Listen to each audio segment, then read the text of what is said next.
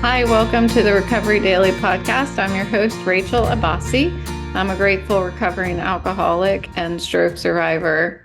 For those of you who watched the video, I have a new background now, and it's a couch and stuff. Like I'm in a living room, and there's a picture over top of the couch that is actually just white, but I can replace the picture as if I'm decorating the living room. So today there's a picture of Boris, all chunky and squished up on the couch. It's hilarious. So if you have time, take a look at my new background. It's awesome. I just find ways to entertain myself, and and it works for me. Today, I wanted to talk about this idea of it's kind of around the first step. It's around being humble. It's about ego. It's about self-confidence versus ego. And making excuses for stuff we don't want to do, and making excuses instead of admitting that we just don't want to do it or we can't do it. Talking about unmanageability and all that stuff. So I've been getting more and more away from writing out my script to guide me, because I want to test myself to be able to keep my train of thought.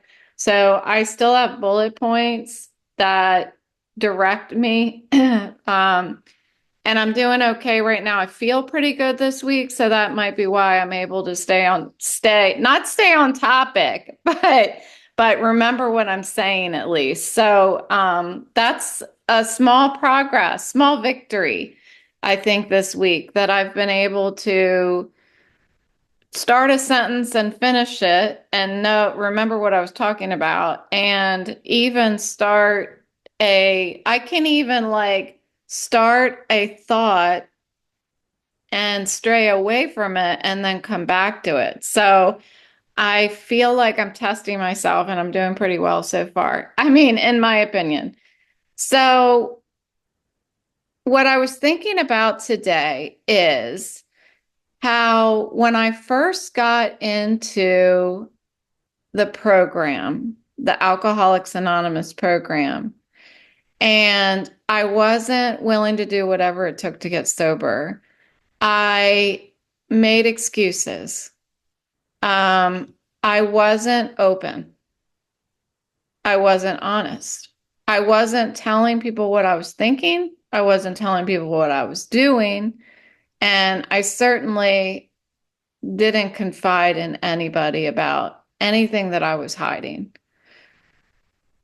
I thought that I was fooling everybody. And come to find out, I wasn't. Go figure. But I really didn't truly see how this characteristic of not being open, not being honest, is a trait that a lot of alcoholics come into the program with. I just impressed myself. See, I actually was grammatically correct in that sentence, because I remembered the beginning of the sentence. I know that seems easy for you guys, but it's something that I've been very challenged with, and I feel like I've been doing pretty good. Okay, I'll stop talking about that. But I'm just really excited that I've been feeling good this week. So, as I have stayed in the program, and there are newcomers that come in and out, I hear them say the similar things. I hear people say things like, well, I'm not going to get a male sponsor because I don't get along with men. I actually heard that. And then I had another person say, a woman say, I'm not going to get a woman sponsor because I don't get along with women. So fine, get a man sponsor, get whoever you want. But the commonality between the two of those people is that they both started drinking again. So I can't help but find that correlation between the two. There are a lot of alcoholics who lie. There's a lot of alcoholics who hide the truth. And I feel like those are the same thing, but we as alcoholics find ways to manipulate, find ways around defining things. Well, I wasn't really lying. I just wasn't telling the truth. Okay. um, so as a sponsor, now I'm looking back at the people who sponsored me. And when I first got into the program, I had a couple sponsors. I never stopped drinking, but yet I talked to these people as if I had a plan to stop drinking, or that, you know, maybe I told them I wasn't drinking and I was. Who knows what I was lying about? But those people, they said, call me. Um, and I didn't call. And eventually I just stopped going back to the meeting. These were very short-lived, but they didn't chase me. And part of me was glad that the sponsor didn't chase me. And part of me was resentful that the sponsor didn't chase me because I felt like it was the sponsor's job, make me get sober. Sobriety needs to happen to me. And the only way that that can happen is if um, the sponsor does what they need to do to get me sober. You know what I mean? It wasn't my work that needed to be done back then. I found every excuse to do only the things that I felt comfortable doing. And if I'm not going to get uncomfortable, I'm not going to get sober. I know that now. I know that the only way that I can, what's the word? Like, I'm trying to find the word for like working in the opposite direction, work, push back on, whatever. Now I've lost my train of thought. There it was. Okay. I got too cocky. Anyway, okay, we're going to have to skip because I don't know what I was going to say. But the sponsors I see need to let the newcomer figure things out like a parent would. As I now look at them not pushing me, I understand that they couldn't get me sober. And today, as a sponsor, I tried in the beginning to call to do the work for the sponsee, and it doesn't work that way. You can't. And for me, I felt like I shouldn't, because if I do the work for her, because I only sponsor women, if I do the work for her, I'm taking away from the foundation of sobriety that she's building for herself. So it's weird because as a friend and a family member, I'm expected to give as much as I receive, I think. Like, I need to call my mother I need to call my sister. I need to call my brother. I need to call my kids. Um, and it doesn't matter if they put in the work, equal work back. It doesn't matter. It's my job to control what I can control, and I can only control how much I put work in to nurture my relationships. So, I was just thinking a lot about that this morning, and I was thinking about these excuses that we in early recovery, make to not do all of the work. Uh, and the excuses for me in my head sounded like, well, I'm not going to do this because, or this isn't going to work for me because, or, I really have to instead, fill in the blanks. There, for those people, and I'm saying this also about myself, is that I had a lower bottom to hit. If if I'm able to make excuses for why I'm not going to do the work that is suggested to me in the program, or I've been suggested to do something that I'm thinking, well, this is just not going to work. I have another bottom to reach. I haven't gone all the way down in the elevator yet. Um, that's what happened for me. And unfortunately, it pains me when I hear people say those things that are so frequently said by newcomers. I also have heard somebody say, I don't know that I really am an alcoholic. They've been going to meetings for quite some time and they're like, I don't know that I really am an alcoholic. That's another sign that is just, it just makes me want to take a hold of them by the shoulders and shake them and be like, but you wouldn't be here if you weren't.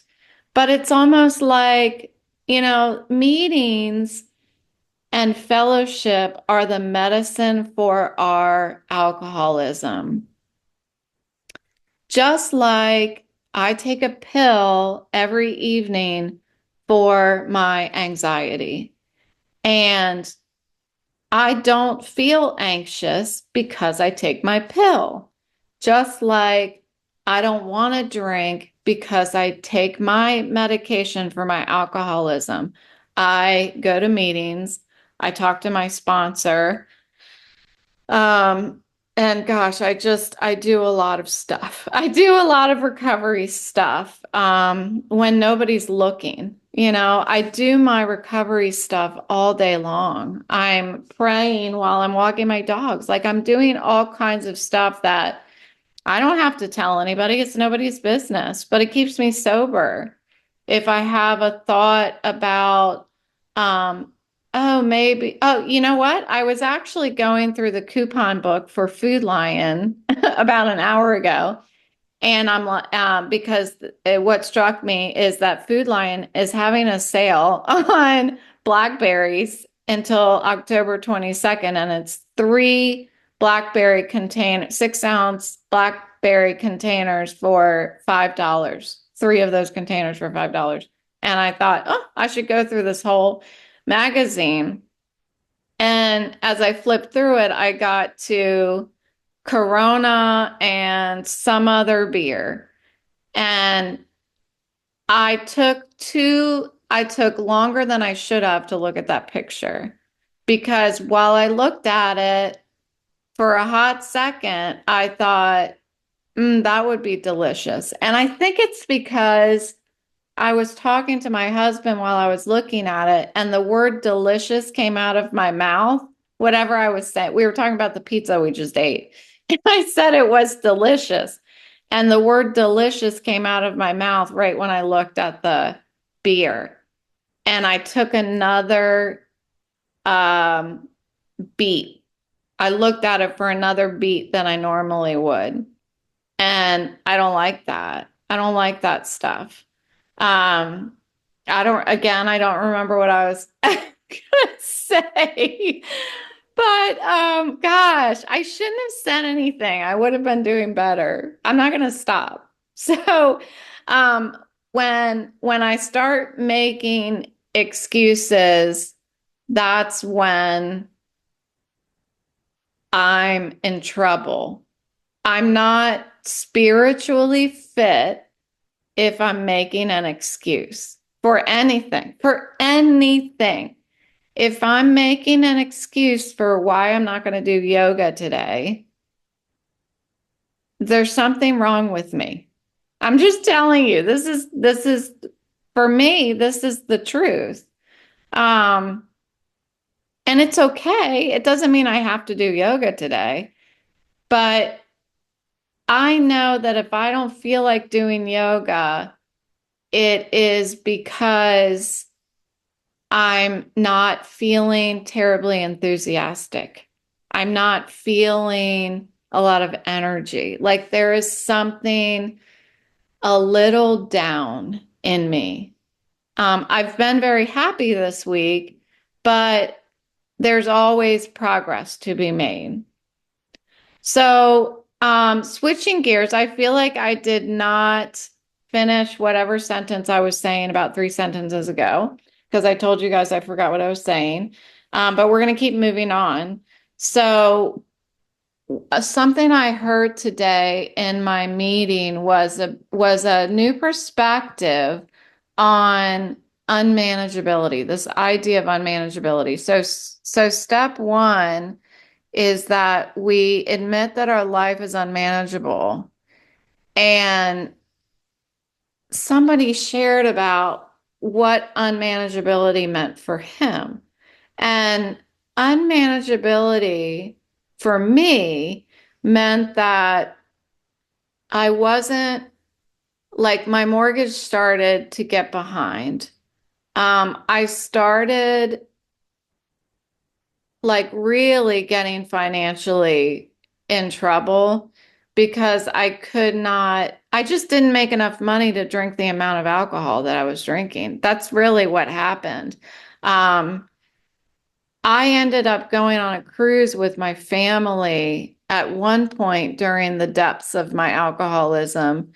And that week that we were gone on the ship, I racked up $1,000 bar tab for the week that I was there. I don't have that kind of money, but that's how much I drank. I drank $1,000 worth of alcohol. Now, granted, they have expensive alcohol, but I mean, calculate that out. I don't want to calculate it out. I never have calculated it out to this day, how much that means that I drank in a week, like per day. I don't want to know.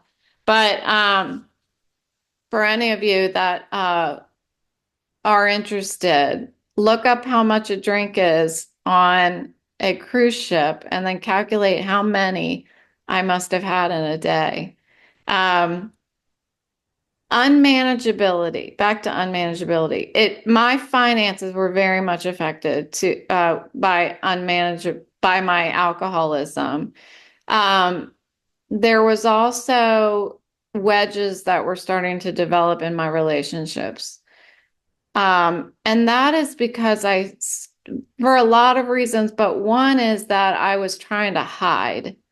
I was trying to hide that I was drinking. I was also trying to hide what I was feeling. I was trying to hide what I was thinking, and I was trying to hide what I was doing. I was trying to create an alternate world where like isolation where I could live the way that I wanted to live and nobody knew about it and it's nobody's business.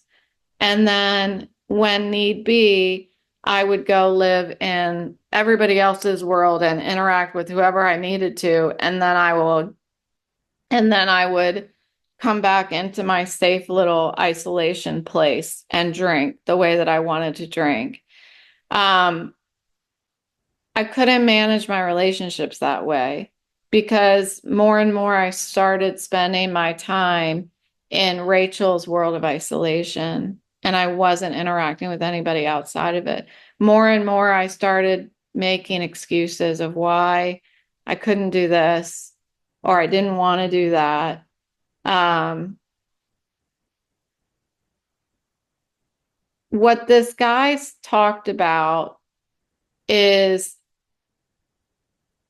how he couldn't, let's see, he couldn't manage his life if he was drinking. I don't know why. Like, I'm saying it now and I'm like, that's not, that's not a powerful statement. But yeah, I don't know why it came across to me kind of different today. But he was talking about, um, seeing that when he didn't drink, he could manage things from day to day. If he was drinking, he couldn't manage things day to day.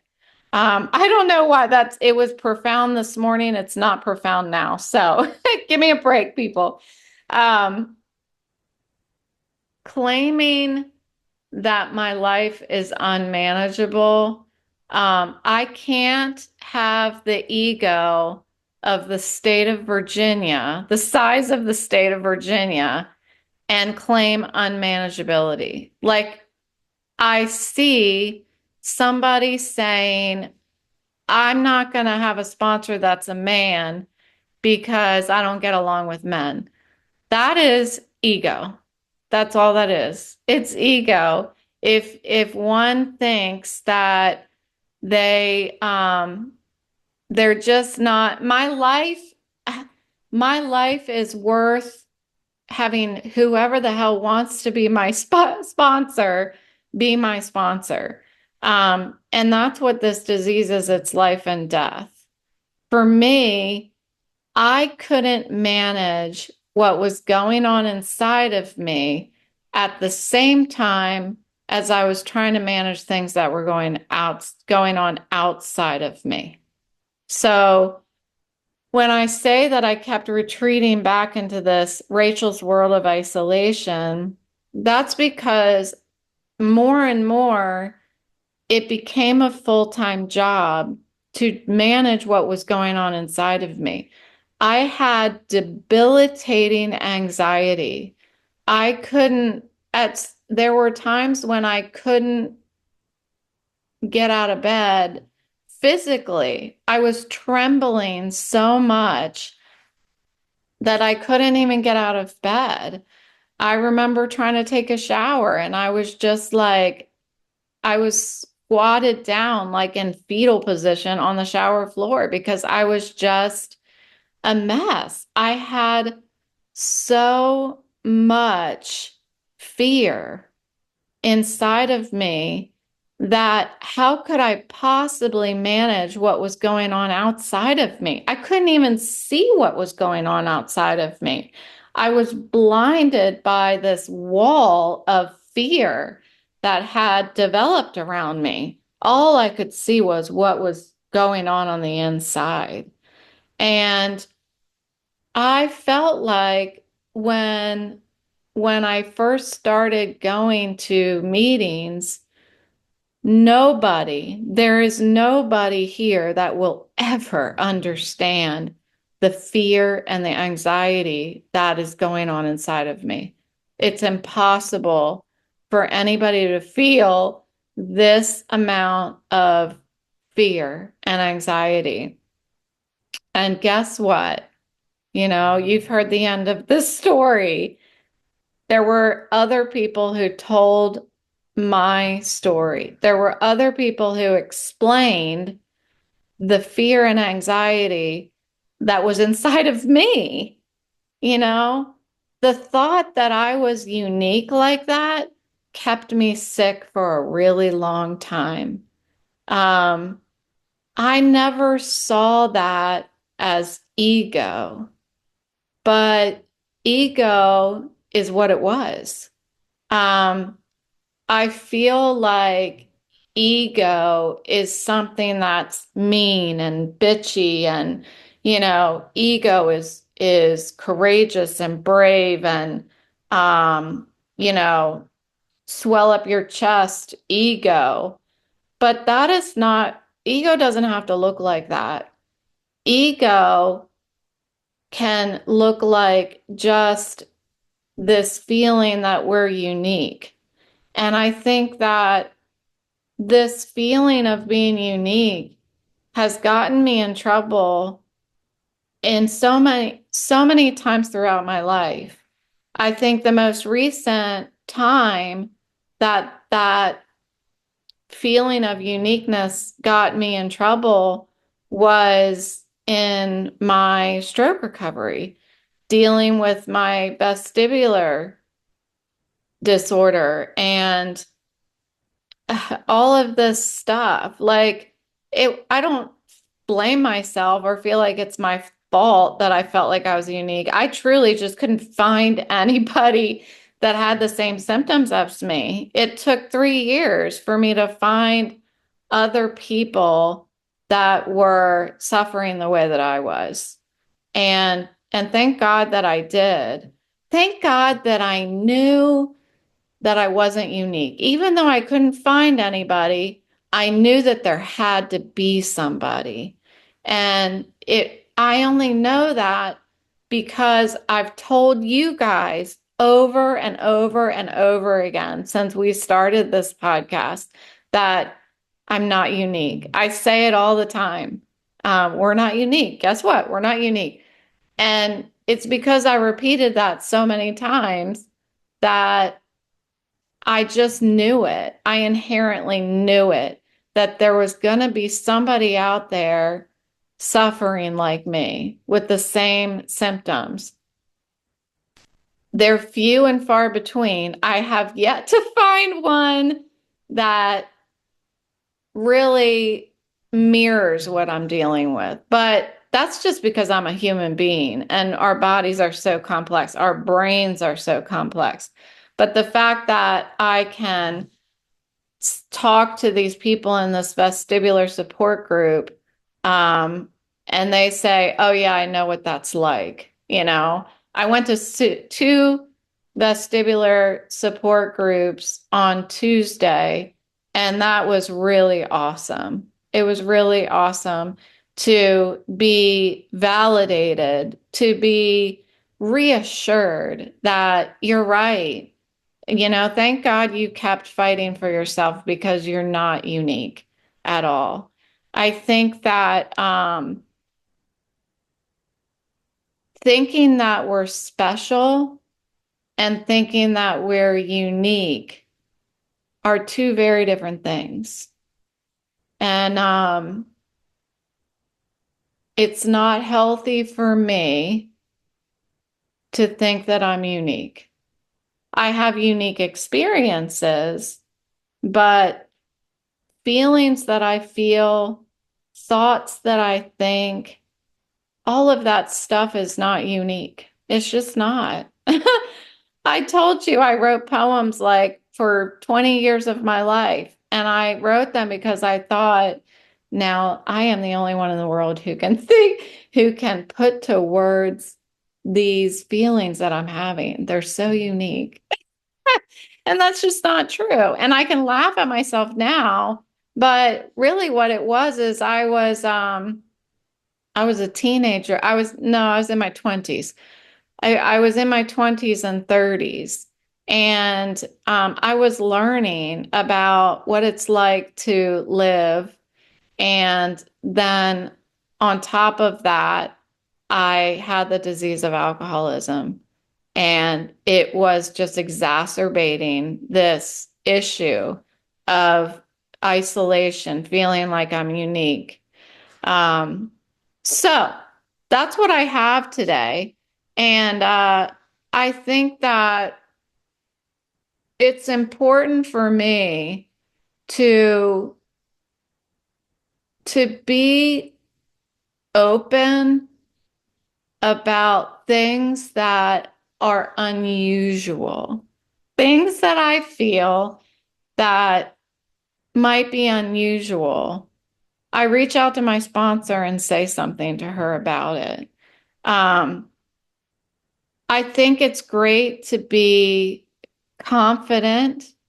I think that confidence in women is great. I feel like I don't find that a lot, which is unfortunate.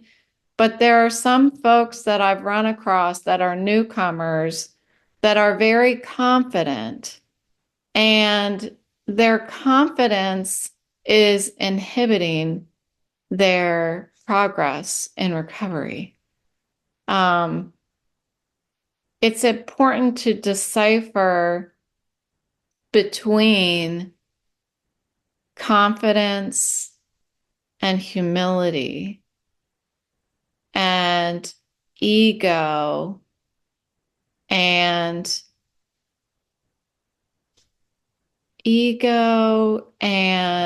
excuses,